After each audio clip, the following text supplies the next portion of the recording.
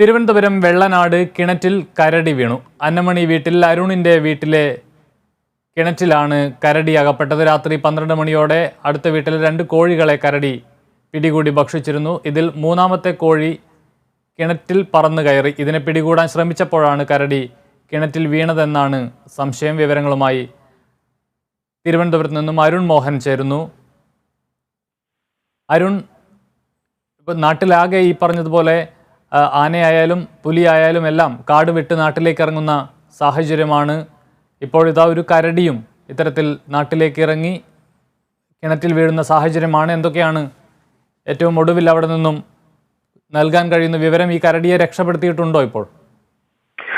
കമലേഷ് ഇപ്പോൾ സൂചിപ്പിച്ചതുപോലെ തന്നെയാണ്. തീർച്ചയായും ആശങ്ക വർദ്ധിക്കുന്ന ദിനങ്ങളാണ് ഈ മലയോര മേഖലയിൽ, അല്ലെങ്കിൽ പ്രത്യേകിച്ചും വനവാസ കേന്ദ്രങ്ങളോടടുത്ത് കിടക്കുന്ന ജനങ്ങൾക്കുള്ളത്.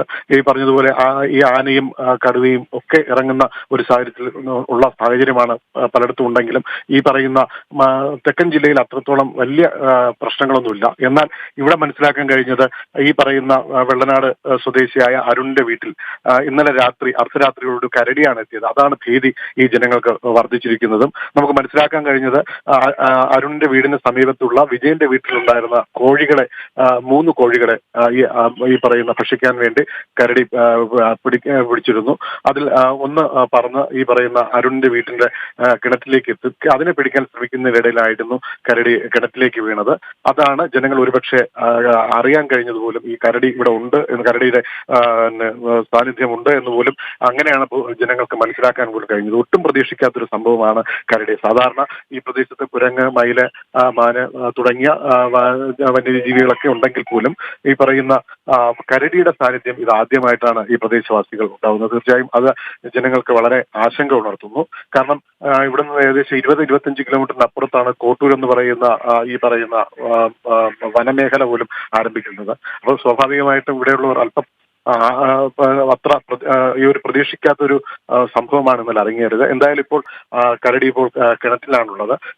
കിണറ്റിലുള്ള RRT സംഘം എത്തിയിട്ടുണ്ട്, വനപാലകർ ഒക്കെ എത്തിയിട്ടുണ്ട്, രാവിലെ തന്നെ എത്തി. പക്ഷെ അതിനുള്ള കിണറ്റിലുള്ള കയറിൽ പിടിച്ച് കരടി മേളിലോട്ട് കയറാനുള്ള ഒരു ശ്രമം നടത്തുന്നുണ്ടെങ്കിലും അതിനെ തടയാൻ വേണ്ടി വലയിട്ടൊക്കെ സംരക്ഷിക്കുന്നുണ്ട്. പ്രദേശവാസികൾ ഉൾപ്പെടെയും, അല്ലെങ്കിൽ ഈ വിവരം അറിഞ്ഞ് നാട്ടിലുള്ള പല ഭാഗത്തു നിന്നുള്ള ആൾക്കാർ ഈ അരുണിന്റെ വീട്ടിലേക്ക് പാഞ്ഞെത്തുന്ന കാഴ്ചയും നമുക്ക് കാണാൻ കഴിയുന്നുണ്ട്.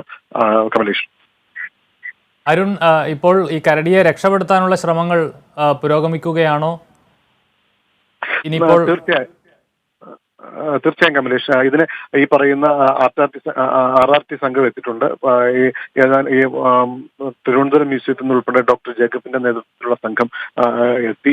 ഇനി മയക്കുമടി വെച്ച് ഇതിനെ മയക്കുമടിക്കിന് ശേഷം ഇതിനെ പുറത്തെടുത്ത് വീണ്ടും ഈ പറയുന്ന തൽക്കാലം വീണ്ടും വേണ്ട ചികിത്സ നൽകിയതിനു ശേഷം ആവാസ കേന്ദ്രത്തിലേക്ക് വിട്ടയക്കാനാണ് തീരുമാനമെന്നാണ് നമുക്ക് ഇപ്പോൾ മനസ്സിലാക്കാൻ കഴിയുന്നത്. അതൊക്കെ വരും മണിക്കൂറിൽ മാത്രമേ നമുക്ക് പറയാൻ കഴിയുള്ളൂ. കമലേഷ്, വ്യക്തമാണ്. അരുൺ മോഹനാണ് തിരുവനന്തപുരത്ത് നിന്നും വിശദാംശങ്ങൾ നൽകിയത്.